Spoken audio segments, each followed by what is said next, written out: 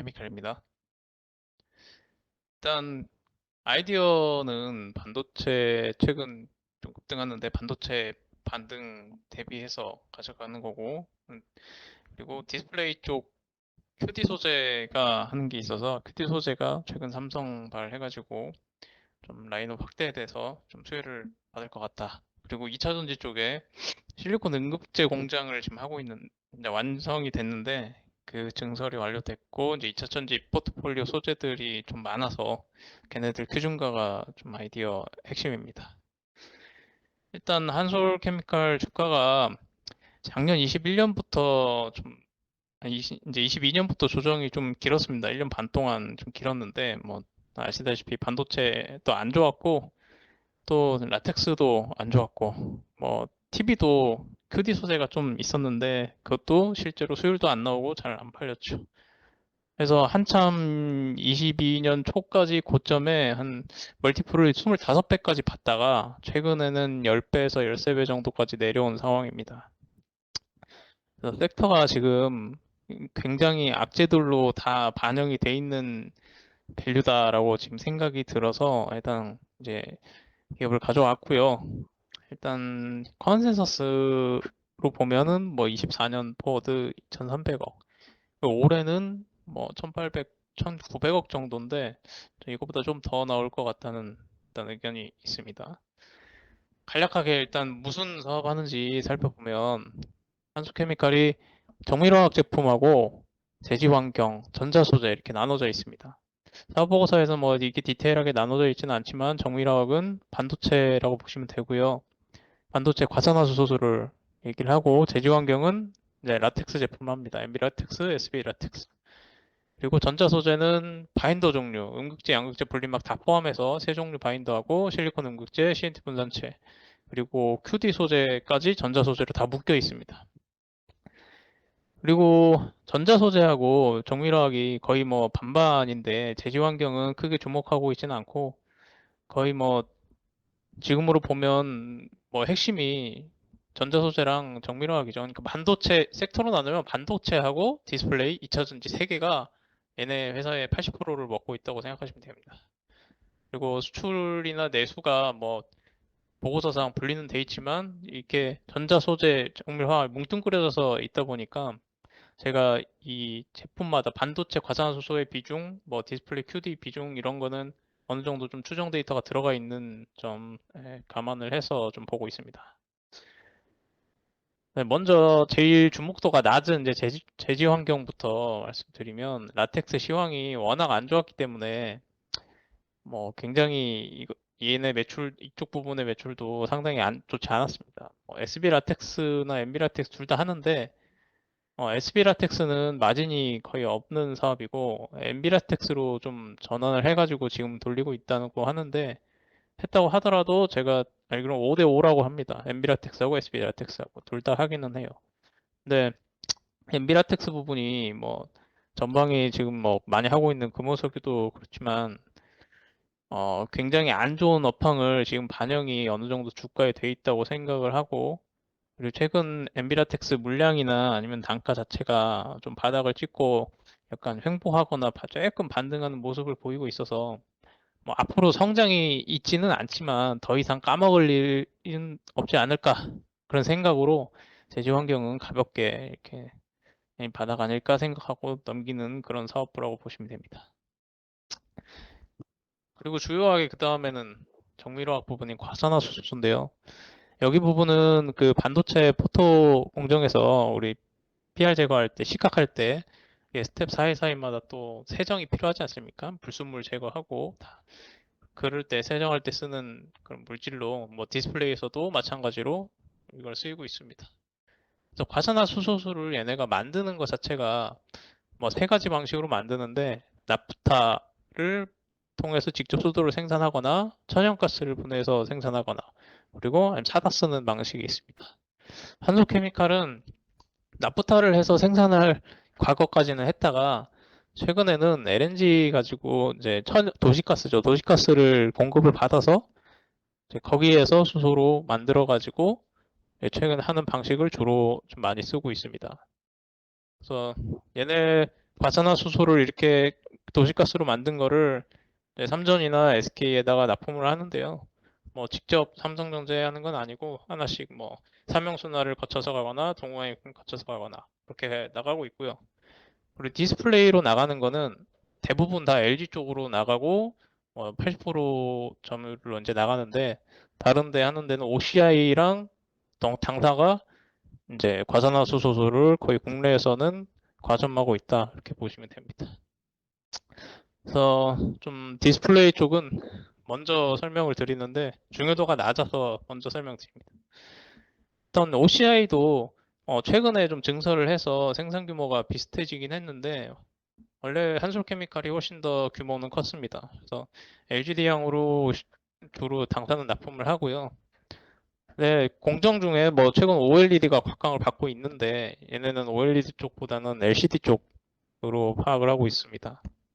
그래서 LCD가 최근에 LGD는 계속 줄이고 있는 상황이고 OLED 쪽 집중을 하고 있고 중국이 LCD를 하고 있는데 다만 중국에도 이제 당사가 시화 공장에 공장이 있어서 과산화수소를 거기서 중국 LCD 업체들로 납품을 하고 있습니다.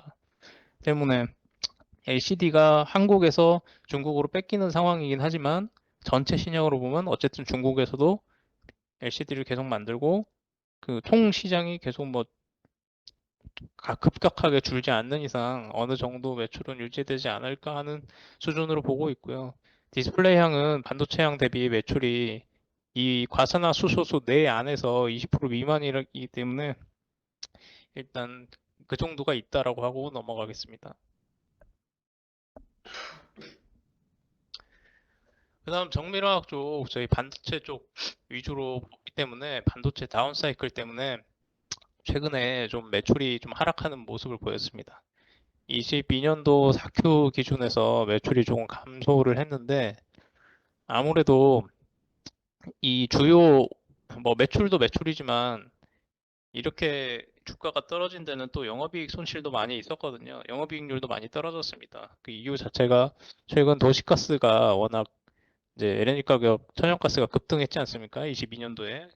그 급등한 가격이 이제 추춤 도시가스로 계속 반영이 되어 왔습니다.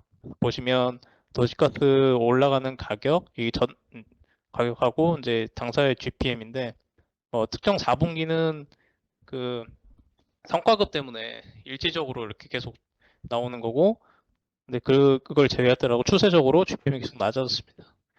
그래서 이때 도시가스가 한 과거 10년 동안 계속 뭐 주요 이 요금이 크게 변하지 않아서 뭐 판가도 계속 비슷했는데 21년도부터 이게 급등을 하니 초창기에는 급등할 가격을 굳이 판가에 반영을 안 하고 팔았다가 이제 버틸 수가 없게 되니까 판가 인상을 1차적으로 22년도 초에 한번 하고 그 다음에 또 22년도 말쯤에 또 가스 가격이 워낙 튀다 보니까 최근 9월 달, 10월 달쯤에 판가 인상을 한번 더 했습니다. 그러면 최근에 판가 인상을 한 뒤에 이제 천연가스 가격이 지금 뭐 미국 선물 같은 경우는 엄청 많이 빠져 있는데 도시가스도 그걸 따라갈 거라고 생각을 하고 있고 이미 인산된 판가와 이제 앞으로 내려갈 천연가스 가격이 스프레드가 벌어지는 구간이 이제 계속 올 거다라고 보고 있는 추세입니다. 그리고 정밀화학 부분에서는 과산화수소뿐 아니라 이제 특수가스도 계속 늘려가고 있는 추세인데요. 특수가스 납품하기 위해서 이제 자회사인 소울 머트리얼즈가 해만금에 가스시설 제조 건립하는 기사도 있었고 이게 올해 아니죠. 24년도 내년 하반기쯤에 뭐 가동해가지고 이 추가적인 성장을 도모한다는 내용입니다. 뭐 아직까지 크게 붙을 내용은 아니지만 특수가스도 할 거고요. 그리고 최근에 또 소재 분야 또 M&A까지 한다고 하니까 일단 뭐 현금을 많이 들고 있는 회사니 추가적으로 계속 붙여서 몸집을 불리고 성장을 나갈 것 같습니다.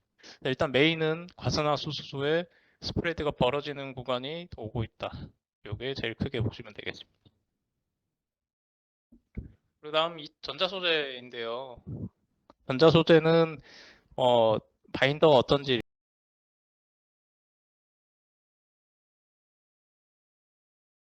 이 전자 소재에서 먼저 바인더를 가장 먼저 이야기를 하는데 양극재, 음극재, 분리막 세 가지 바인더를 전부 다 하고요. 어, 일본 업체들이 보통 바인더를 제일 많이 이제 독점해 오다가 이제 삼성에 국산화하고서 납품하기 시작했습니다. 그래서 바인더는 꼭 어차피 다 들어가야 되는 뭐 화물질, 지천제, 도전제 바인더 해가지고 꼭 들어가야 하는 물질이니까 뭐 국산화해서 뭐 삼성과 계속 연결점이 있고 삼성이 계속 캐파를 늘려 나갈수록 얘네 한솔케미칼의 바인더도 계속 늘어나는 방향으로 갈 거라고 당연히 생각하고 있습니다. 그래서 바인더 주 고객사가 당연히 삼성이고 지금 삼성에서 만드는 배터리가 젠5라는 이제 세대 모델인데 젠6 모델이 내년에 있을 예정이거든요. 내년에 출시를 하고 내년 생산 예정인데 그 젠6부터도 당연히 이제 아니 바인더가 더 늘어나면서 물량도 늘어나고 다 들어갈 걸로 생각이 되고요. 그거는 젠6 관련해서는 아까 여기 실리콘 응급제도 더 마찬가지로 보고 있습니다. 네, 이제 실리콘 응급제도 있는데 실리콘 응급제가 최근 2월 이제 28일자로 완공이 되고 지금 아마 시운전 하고 있을 건데 그 시운전 하고 나서 뭐 시운전 기간은 저도 추정을 한 거지만 한 4분기부터 매출이 정도 붙지 않을까 해서 이제 이따가 말씀드리겠지만 매출을 추정을 한 거고요. 그래서 여기도 마찬가지로 젠6 배터리는 특히나 요즘 실리콘 함유량을 계속 늘리고 있는 추세이기 때문에 현재 4%대를 일단 1차적으로 10%대까지 늘리는 게 당장의 목표고 뭐 이걸 뭐 20%뭐 계속 늘린다고는 하는데 일단 당장이라도 10%대까지 늘리기 위해서는 현재보다 2배 이상을 써야 되기 때문에 젠6부터도 계속 이 당연히 그 수요는 계속 늘어날 것이라고 보고요. 캐파가 지금은 750톤인데 이게 사실 750톤이면 거의 테스트 물량 그러니까 되게 작은 수준이거든요. 네, 질문에 한번 1500톤이 나와가지고 먼저 말씀을 드리면 1500톤은 부지를 일단 1500톤까지 장비만 들어오면 바로 늘릴 수 있도록 확보해 놓은 게 1500톤이라고 합니다. 그리고 실제로 1500톤까지만 하는 건 아니고 이제 올해 말이나 이제 내년 초까지 해가지고 제 예상은 이게 3000톤에서 4000톤까지 늘리지 않을까. 계획을 잡고 있으니 또 그때 가서도 또 더 늘리겠죠. 그래서 최소 늘리는 건 1500톤. 이게 제 예상은 3000톤까지 늘리지 않을까 생각을 하고 있습니다. 그래서 이 추정치는 지금 현재 발표된 계획으로서 이거를 이제 만드신 우리 도피디님께서 만들어주셨는데 여기에 아마 안솔케미칼이 뭐 향후에 이게 더 거의 늘어난다고 확정돼 있는데 얼마나까지 늘어나느냐 그게 중요하다고 보시면 되겠습니다. 그래서 지금 이번에 매출 추정한 거는 공개되어 있는 750톤 가지고 매출을 추정을 했기 때문에 23년도 이후에 내년에는 이게 훨씬 더 커질 가능성이 농후하다 이렇게 보시면 되겠습니다. 네, 그리고 2000 CNT 분산재인데요. 여기도 뭐 분산재라는 게 지금 워낙 핫한 나노신 소재가 이거를 분산액으로 이제 만들어서 납품을 하는 구조인데 CNT 파우더하고 분산재를 이제 섞어서 이 CNT 분산액을 만듭니다. 그래서 뭐 CNT 파우더는 뭐 제이오라는 업체를 잘 아실 거고 그리고 분산재는 또 납품을 나노신 소재랑 해서 하는데 지금 분산재가 엄청 크게 많이 들어가고 있지는 않은데 킬세트를 진행 중이고 하고 요 킬테스트는 뭐 당사만 하는 건 아니지만 어쨌든 이 분산재도 만드는 만큼 수요가 앞단이 확실하기 때문에 멀티플 변화는 있을지 어떻게 될지 모르겠지만 Q 늘어나는 거는 의심의 여지가 없다 이렇게 보고 있습니다. 네, 그리고 2차 전지 끝나고 이제 디스플레이 QD 소재인데요. QD 소재가 프리엄 TV에 그 QD OLED의 TV에 이제 쓰이게 됩니다. 그리고 그게 22년도에 QD OLED 그 판매가 잘 되지는 않았어요. 저도 뭐 TV 살 때 한 번씩 막 보긴 했는데 워낙 가격도 비싸고 또 22년도 이후에 워낙 시장 아니 그 TV 판매량도 안 좋아서 재고 조정이 좀 길게 있었습니다. TV가 워낙 만들 것도 잘 안 만들고 물량 밀어내느라 이제 매출이 좀 많이 꺾였거든요.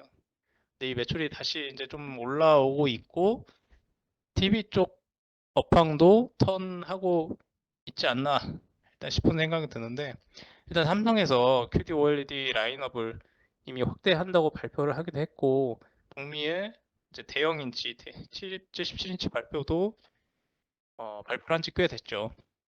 그래서 지금 일단 전방 TV가 많이 팔리긴 해야 되겠지만 사업 자체가 삼성에서 QD OLED 쪽을 좀 밀고 있다고 보기 때문에 지금 QD 쪽도 계속 빠지는 게 방향성을 턴했다. 이렇게 보고 있습니다.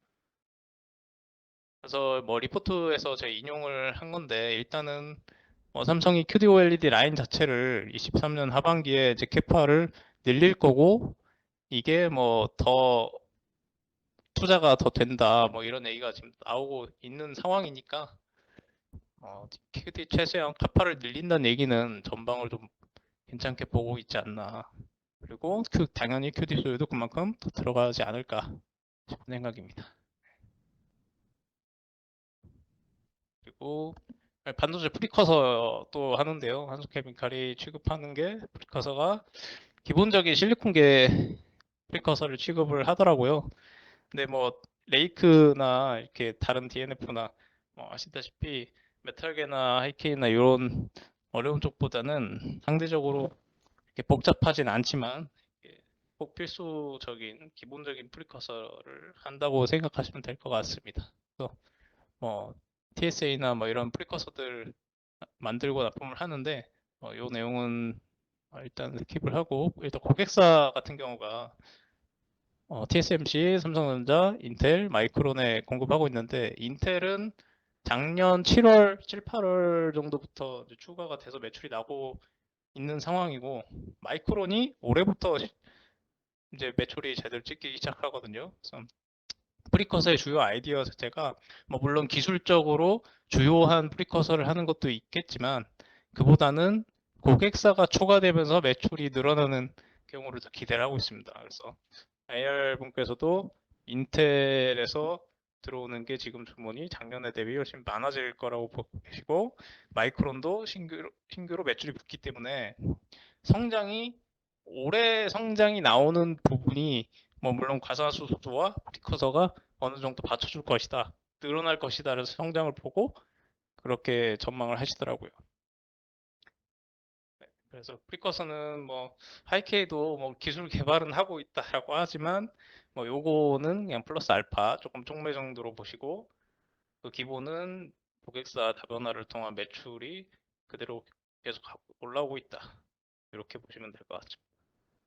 요 얘기도 있었네요. 오더컷이 4분기까지는 있었고 2월 달까지는 오더컷이 계속 있다가 최근에는 이제 오더가 다시 제대로 들어오고 있다고 하니까 이것도 뭐 비중은 크진 않지만 비중은 제가 전체 매출이 한 10% 정도 되는 것 같은데 네, 그것도 어쨌든 좋은 상황입니다.